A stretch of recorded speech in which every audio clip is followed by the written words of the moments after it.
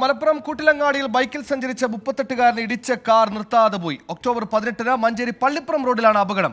ഗുരുതരമായി പരിക്കേറ്റ സുനീർ 2 മാസമായി കിടപ്പിലാണ്. ഇടിച്ച വാഹനം നിർത്താതെ പോകുന്ന CCTV ദൃശ്യങ്ങൾ 24-ന് ലഭിച്ചു. 24 എക്സ്ക്ലൂസീവ്.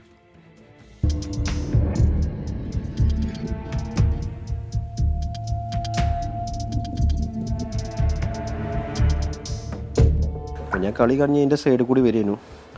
ഒരു കാറ് വന്ന് എൻ്റെ സൈഡിൽ വന്ന് ഇടിച്ച്.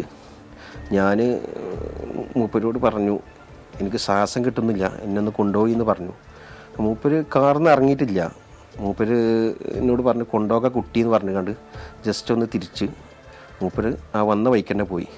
ഒക്ടോബർ 18-ന് പുലർച്ചെ 1:30-ന് സംഭവിച്ച അപകടം വേദനയോടെ പറയുകയാണ് കൂട്ടിലങ്ങാടി സ്വദേശി സുനീർ. വെള്ള മാരുതി ഡിസയർ കാറാണ് ബൈക്കിൽ ഇടിച്ചത്. ഗുരുതരമായി പരിക്കേറ്റ സുനീറിന് 2 ശസ്ത്രക്രിയകൾ ഇതിനോടകം കഴിഞ്ഞു. വൃഷ്ണങ്ങളിൽ 1 നീക്കം ചെയ്തു. കെട്ടിട നിർമ്മാണ തൊഴിലാളിയായ സുനീറാണ് വീടിന്റെ അത്താണി. ഇനി ജോലി ചെയ്യാൻ കഴിയുമോ എന്ന് പോലും ആശങ്കയിലാണ്. സുമനസ്സുകളുടെ സഹായം കൊണ്ടാണ് 2 മാസമായി ചിലവ് നടക്കുന്നത്.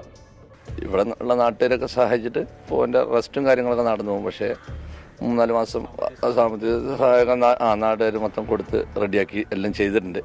പക്ഷെ അതല്ല പ്രശ്നം, അവനെ ഒന്ന് കിട്ടാവുന്ന CCTV ദൃശ്യങ്ങളെല്ലാം ശേഖരിച്ചുവെങ്കിലും ഇതിൽ വാഹന നമ്പർ തെളിയാത്തതാണ് അന്വേഷണത്തെ ബാധിക്കുന്നത്. മലപ്പുറം പോലീസാണ് കേസെടുത്തത്. വടകരയിൽ 10 മാസങ്ങൾക്ക് ശേഷം അപകടമുണ്ടാക്കിയ കാർ കണ്ടെത്തിയതുപോലെ പഴുതടച്ച അന്വേഷണത്തിൽ കണ്ടെത്താൻ കഴിയും എന്ന പ്രതീക്ഷയിലാണ് ഈ കുടുംബം. മഞ്ചേരി പള്ളിപ്പുറം റോഡിലെ ഈ ഭാഗത്തു വെച്ചാണ് സുനീറിനെ കാറിടിക്കുന്നത്.